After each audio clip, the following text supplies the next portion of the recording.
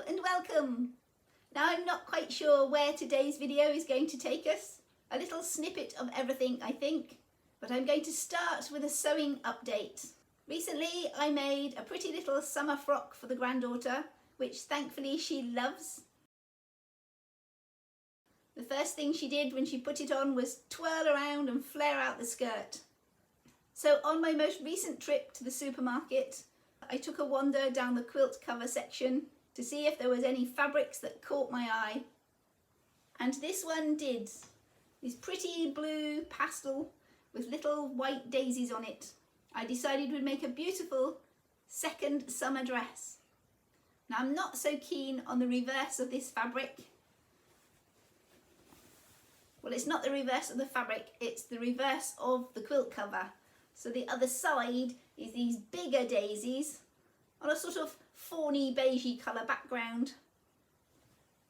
But even so, that beigey fabric will make good scraps for making tester patterns and mock-ups.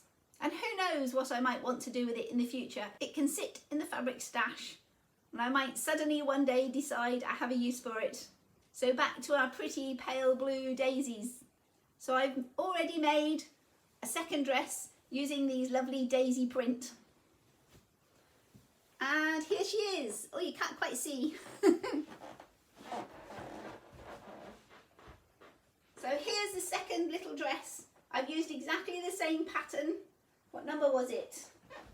Oh, we're a new look 6360. So this is the pattern that I used.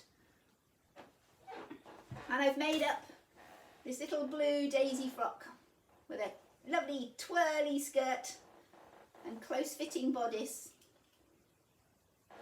Oh, this is the back. And close fitting bodice.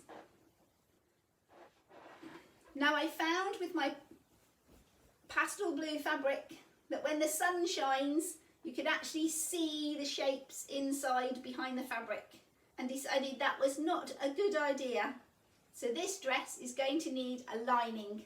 So I've lined it with a plain white cotton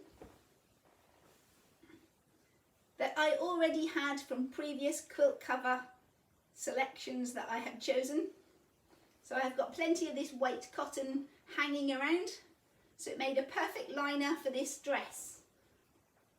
What I did was I basically made the dress twice. I made it with the blue daisies and then I repeated the pattern. Oh, can I get in there? And I made it with the white cotton. And I've put the two together. And lastly added the zip. Once I had the two dresses, one inside the other. Now when I made her first little dress in this lovely blue and pink flowery fabric, I loved it so much with its fitted bodice and flary skirt. I commented, "It's lovely, I want one for me." I've since gone in search on eBay and found myself a pattern for an adult in a very similar style and shape. So I've managed to pick up this butterneck pattern, which is butterneck 6103. And I picked it up for the bargain price of £3.50. Now it was uncut, but it's obviously an old style pattern. Now I'm not particularly keen on the big wide collar they have on their dress. What I was looking for was this close fitting bodice and flary out skirt. Now the fabric I used to make the granddaughter's first dress is not my favourite for me. I originally ended up with this quilt cover fabric because, like her beige daisies, it was the reverse of another fabric that I wanted. So I decided, while I don't particularly like this fabric on me, it would be perfect to make a mock-up of the pattern so I can make all the adjustments to size and fit before I start cutting in to fabric that I love. Well, that's not true. I I love this fabric, it's really nice. I'm just not keen on the pattern for me. So I've made myself a mock-up using that pattern. So here's my mock-up in that fabric. It's a really nice quality and feel of fabric. I just don't think the print is for me. But having made it into a dress, I kind of like it. It'll certainly do for mooching around the garden in. I've done all the fitting around the bodice to make sure it fits me smoothly. It hasn't got any arms yet. Arms? It hasn't got any sleeves yet. And I've not decided what finish I'd like to put on the neckline. Whether I'll just give it a bias binding or add some sort of collar. Maybe a little heart neckline. I'm not sure. So I have to think of that. At the moment I'm cut on the long skirt, and generally I like a long flowy skirt, but I'm thinking with this very busy pattern I perhaps would like to go a good foot shorter than I am and bring it up to the knee. So lots of decisions to make on this. I think I'll add sleeves, decide what I'm doing on this neckline, and then pin up the hem and see what I think about it as a shorter dress.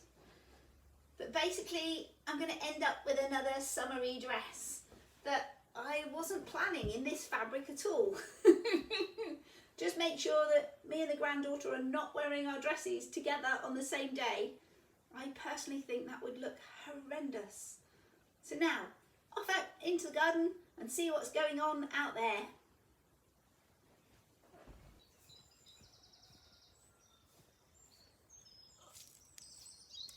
So out in the garden, this was last year's brassica bed. So I've got the remaining stalks of broccolis and kale, and I'm going to clear this bed and put some potatoes in it. I've been very kindly gifted some potatoes, or some seed potatoes, of Swift and Wilger. They're both quite early. Swift in particular should be ready for harvest in about 10 to 12 weeks. So a really fast growing early potato. So that's my next job. Tidy up this bed and put the potatoes in. I think I've got about 10 of each. So I'll put some in one half of the bed and some in the other, and we'll see how they get on. So where to start clearing up this mess? Let's start by untangling this netting from its tumble down framework. This little frame's nice and easy, it's still assembled. Oh, more tangled up poles.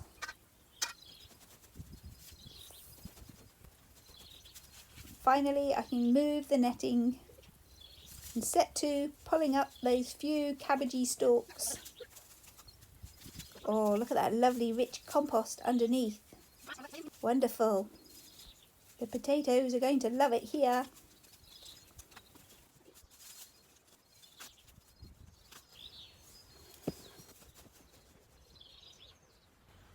The actual garden bed itself is in pretty good condition.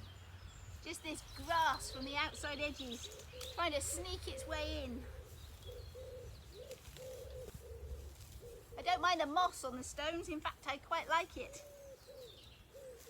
But I don't want this grass getting in. Seems to be ripping up all right though. There, that should go.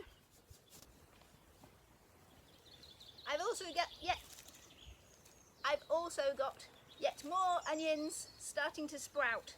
So I'm going to put them along the middle of this bed, separating it in half. Some of them aren't sprouting yet, but I'm going to plant them anyway. That looks like a nice onion. Might take that to the house and eat it. So there, a few onions along the middle. I've got 8 Swift to go in that side. And how many Wilger? How many Wilgers? There is already a potato growing in here.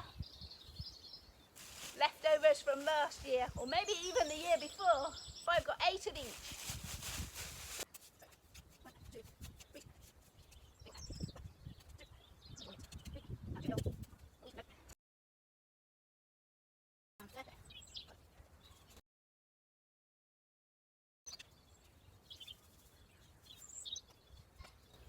Now, I'm not making any fuss with these seed potatoes.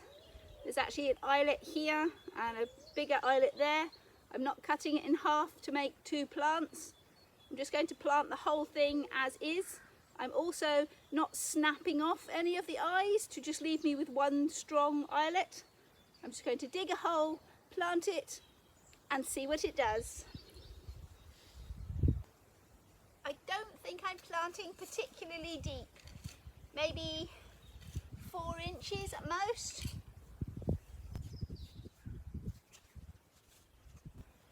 I am going to cover them with a layer of my favourite grassy mulch and then just leave them to get on with it. I might top the mulch up in a month, then again I might not. I'll see what the weather's doing and how I feel at the time. Gathering up some lovely dry grassy mulch from the previous day's mowings. Having planted my onions and potatoes, I'm now going to top this bed off with my favourite wonderful coat of grassy mulch. Dry grassy mulch. It is important that you don't use wet grass clippings. You want to at least leave them lying out for a day, preferably 2, just to get nice and dry. I'm going to put this on nice and thick, a good 4 to 6 inches deep.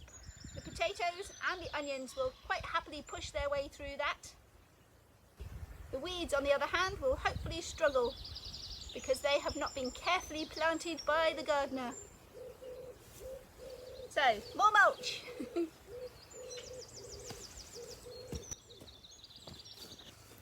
A couple of days ago I ran the lawnmower around the garden with no collecting grass box. So now I can wander around the garden gathering up those nice dry grass clippings ready to put on the potato bed. It is important that the grassy topping I'm putting on is dry. Doesn't matter now if it rains and it becomes wet, but I don't want to be putting fresh wet grass clippings on the bed. I leave them cut lying on the lawn for a day, preferably 2, before gathering them up ready to lay on the beds. Now off to gather some more.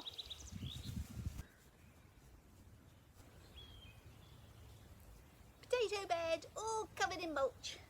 I've also added a sheet of firm netting, mainly because of the environment I'm gardening in. It's bird nesting season, so they'll be wanting to scratch about picking up the dry grass. There's plenty out on the lawn they can go and get, but they don't need the bit that's in my potato bed. Rabbits like to have a dig, and it also keeps the pussycats off. Though generally I'm quite fortunate and they're not particularly interested in the dry grassy beds. They much prefer the loose open soil. Now let's go and see how the polytunnel's getting on.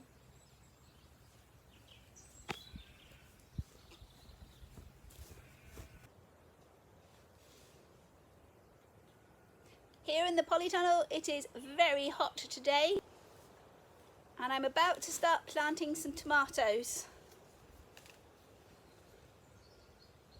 Now tomatoes like to be planted very deep because all along this stem they will grow extra new roots out into the soil. So I'm going to take off these bottom 2 seed leaves, work my way up the stem and take off the next set. So now I have this long stem to be planted into the soil. So everything under my hand, so everything between my hands will get planted into the ground. So there's the roots it already has in this pot, and it'll have space to grow lots of new roots along this stem. So I've already dug my hole.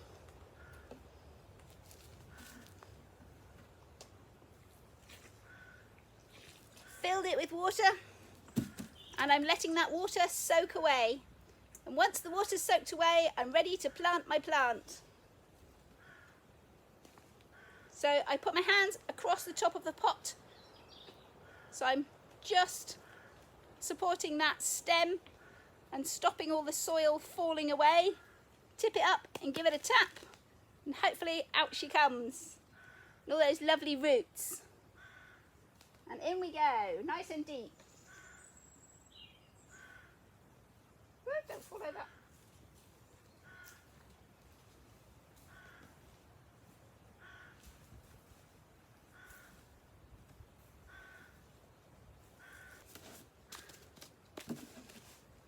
And another drink.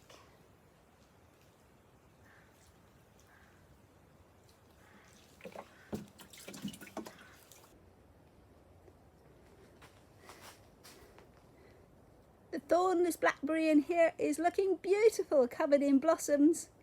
I do keep giving it a bit of a shake to hopefully make sure we get some fruit. But we'll see. A bit of experiment leaving it in here at all.